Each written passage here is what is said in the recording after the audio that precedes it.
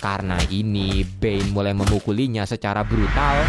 Ini adalah isu ke-12 dari Absolute Batman. Isu sebelumnya bisa cek link di deskripsi atau card di atas.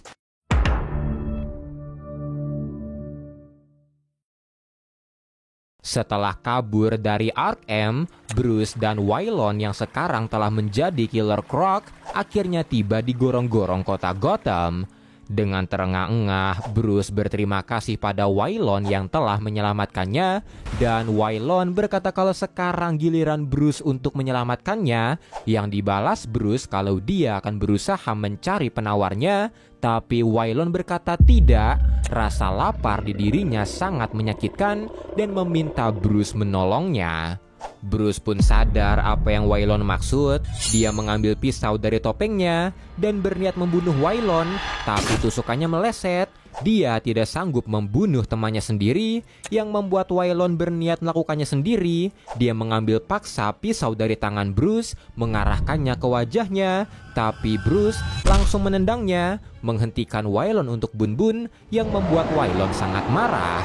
Dan setelah mengatakan kalau harusnya dirinya meninggalkan Bruce di sana, Waylon langsung pergi meninggalkan Bruce.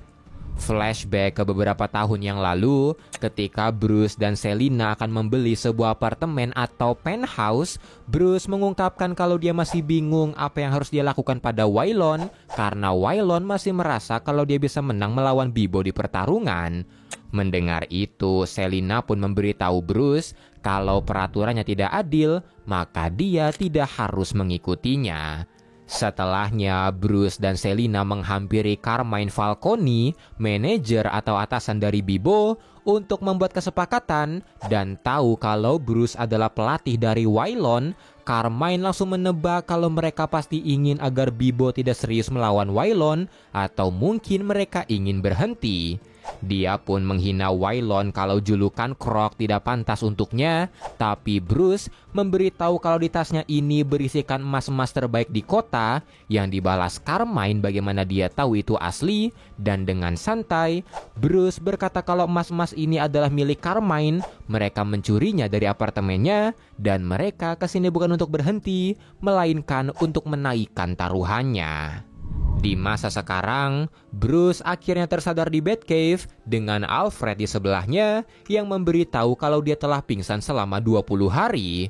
Mengetahui itu, Bruce pun terkejut dan Alfred berkata kalau dia masih harus istirahat karena di sekujur tubuhnya ada semacam jaringan venom mulai dari tulang sampai otaknya. Tapi mendengar itu, Bruce tetap berniat pergi. Dia berkata kalau dia baik-baik saja, tapi sebelum pergi, Alfred memperingatkannya kalau semua sudah berubah, yang dijawab Bruce kalau dia mengerti, dan setelahnya dia pergi. Dia mulai berjalan menyusuri Gotham, dan ketika melihat poster dirinya yang hilang, venom di tubuhnya tiba-tiba bereaksi, membuat kepala dan tubuhnya sakit, tapi tak lama kemudian mulai hilang. Setelahnya dia pergi ke rumah ibunya dan melihat Bruce, Martha segera memeluknya. Dia memeluknya erat untuk beberapa saat sebelum menangis bahagia karena Bruce akhirnya pulang. Martha mengungkapkan kalau dia selalu takut ketika mendengar suara handphonenya berdering, apalagi setelah peristiwa yang menimpa Ozzy. Mendengar itu, Bruce pun bingung. Dia menanyai apa yang terjadi pada Ozzy, yang membuat Bruce segera ke Gotham Hospital dengan GCPD yang terlihat berjaga di sana. Dan ketika dia ingin melihat Ozzy, Dr. Tompkins memperingatkan Bruce kalau dirinya tidak pernah melihat yang seperti ini, dan ketika Bruce melihatnya, dia melihatnya dengan ngeri karena saat ini kondisi Ozzy sangat-sangat tragis. Tubuhnya hancur lebur, seluruh tulangnya hancur, karena ketika Bane mengincar teman-teman Bruce, dia langsung mengarahkan pandangannya ke Ozzy, meraih badannya, dan melihat tubuh Ozzy. Dia tahu kalau Ozzy pasti berambisi menjadi orang besar, melihat dia yang berusaha nge-gym, serta menggunakan shoelifter untuk membuatnya lebih tinggi. Karena ini, Bane mulai memukulinya secara brutal, menghancurkan setiap tulang milik Ozzy. Tapi entah bagaimana, tinjuannya sangat presisi sampai bisa menghindari setiap organ vital miliknya yang membuat Ozzy masih hidup.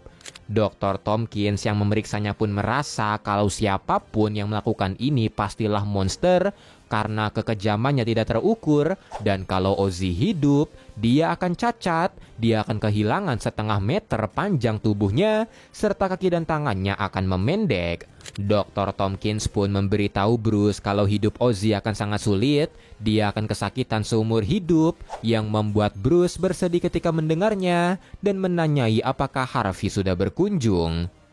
Tapi dengan miris, Dr. Tompkins menanyai Bruce apakah dia belum tahu soal Harvey karena Harvey ada di ruangan sebelah.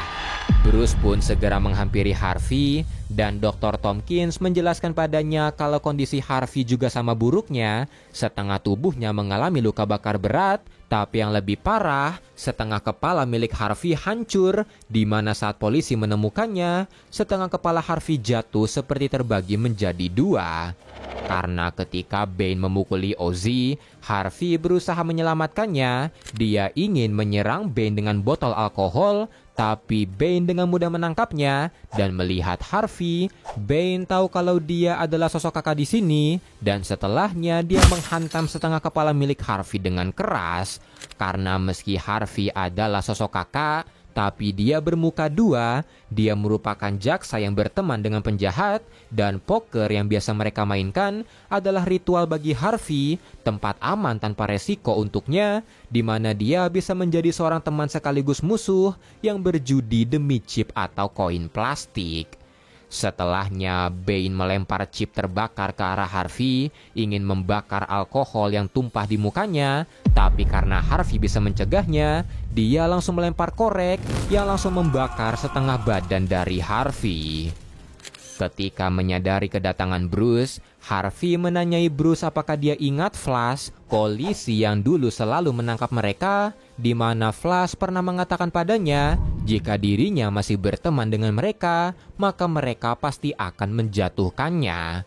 Dan sekarang, dia rasa Flash benar, dan sepertinya dia harus menemuinya. Mendengar itu, Bruce pun meminta maaf, berkata ini salahnya, yang langsung dibenarkan oleh Harvey, dan dengan marah, dia berkata ini salah Bruce. Bruce berjudi sungguhan kali ini dengan mempertaruhkan teman, kota, dan semua hal yang dia punya. Harvey pun menyuruh Bruce untuk pergi, tapi meski begitu, dia tidak sepenuhnya membenci Bruce. Karena Eddie tidak ada di rumah sakit, Bruce pun segera ke rumahnya untuk menanyai kabarnya, dan sambil mengerjakan sesuatu, Eddie mengatakan dia baik-baik saja. Bane tidak melakukan apa-apa padanya, bahkan Bane sangat sopan dan menantangnya adu kepintaran. Bane memberinya sebuah teka-teki yang kalau dia menang maka dirinya bisa membunuh Bane.